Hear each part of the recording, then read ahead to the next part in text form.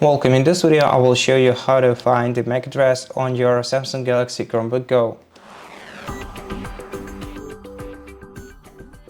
So the first place where you can find it is by network settings, which you can reach by going to Control Center, then Settings, Network on the sidebar, select your current Wi-Fi connection, then select the Wi-Fi, go to Network, expand this menu and scroll down to the bottom of it, and here at the bottom you'll find your network adapter MAC address or Wi-Fi adapter MAC address.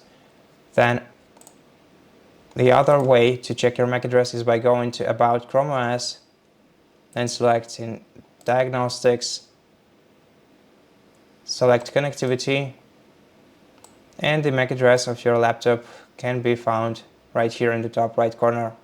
And that's it. Thank you for watching this video. If it helped you, please consider subscribing to our channel, leave us a like in the comment below, and I'll see you in the next one.